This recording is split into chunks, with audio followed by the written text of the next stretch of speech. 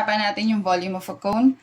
The formula is 1/3 times the base area times the height, or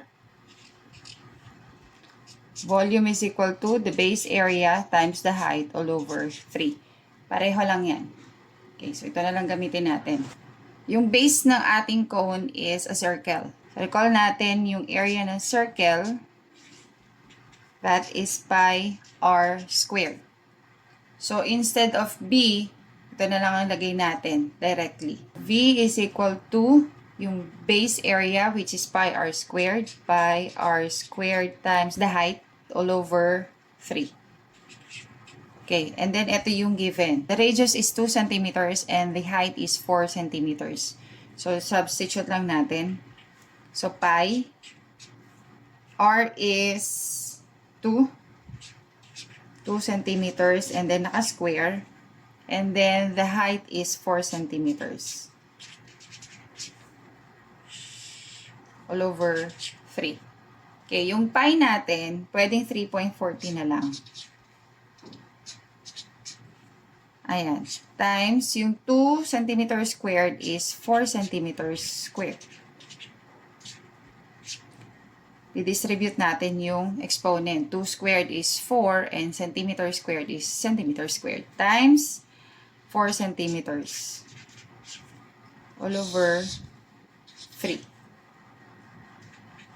So, we multiply this. 4 times 4 is 16 and 16 times 3.14 is 50.24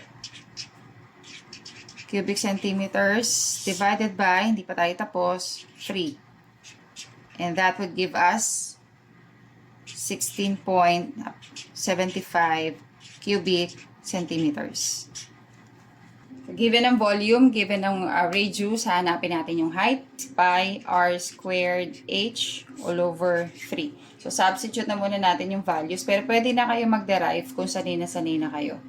But I suggest na kapag ganito, mas madali, i-substitute na lang yung values hanggang sa makita ninyo kung ano yung hinahanap. So, volume is given.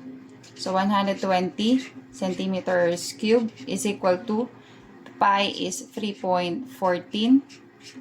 R is 4 centimeters and then naka-square times h all over 3. So, itong 2 i-distribute sa lahat ha.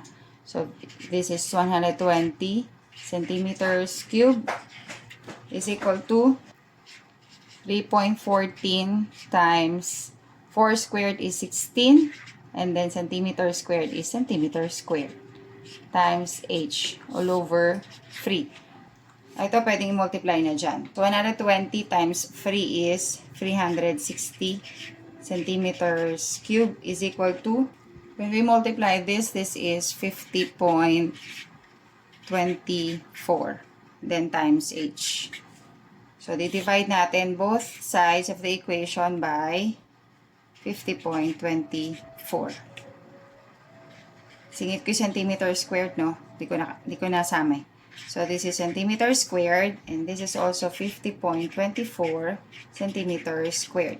Okay lang naman kahit walang ganito. Basta yung final answer is, alam nyo dapat yung unit. Kasi, kaya ako sinasama to, may unit, kasi nakakalimutan nung iba dun sa final answer kung naka-cube ba, kung single unit siya, or naka-square. Pinakita ko lang kung ano nangyayari. Kung bakit nagiging gano'n na lang ang unit niya. So, ito cancelled. Tapos ito cancelled din. So, centimeters na lang matitira. And then, divide. And that would give us 7.17 centimeters. So, ito yung ating height. Or, ayusin lang natin. The height is 17.17 centimeters.